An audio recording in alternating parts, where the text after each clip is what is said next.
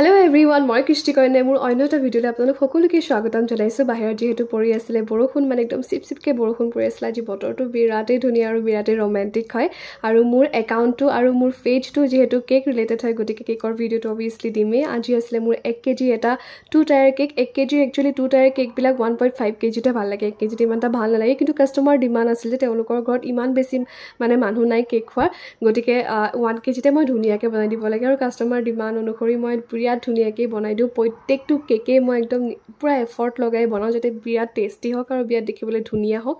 আৰু এইটো কেক আছিলে ষ্ট্ৰবেৰী ফ্লেভাৰ্ড, যিহেতু বাচ্চাজনীয়ে পুৰা হোৱাইট আৰু পিংক বিৰাট বেছি ভাল পায়, গতিকে মোক বৌজনীয়ে কৈছিলে তুমি হোৱাইট পিংকতে কেকটো ৰাখিবা আৰু ধুনীয়াকৈ বনাই দিবা বুলি। এইটো কেকটোৰ ফাইনেল লুক কেনেকুৱা হৈছে জনাব। আৰু এইটো আছিলে 1.3 কেজি এটা বাটাৰস্কচ ফ্লেভাৰৰ কেক। এইটো কেকটো কেইদিনমানৰ আগৰ কেক হয়, মোৰ ফ্ৰেণ্ড এজনে অৰ্ডাৰ কৰিছিলে মোক ফেচবুকৰ পৰা নাম্বাৰটো লৈ পিনে।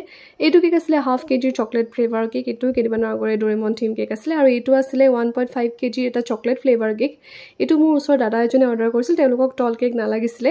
আৰু এইটো এটা আছিলে পাইনাপলৰ 1/2 কেজিৰ কেক। এইটো কেকো আমাৰ গাঁৱৰ পৰাই অৰ্ডাৰটো আহিছিলে। এইটো আছিলে বেণ্ট কেক। বাকী আপোনালোকে কেকবোৰ অৰ্ডাৰ কৰি থাকিব দেই।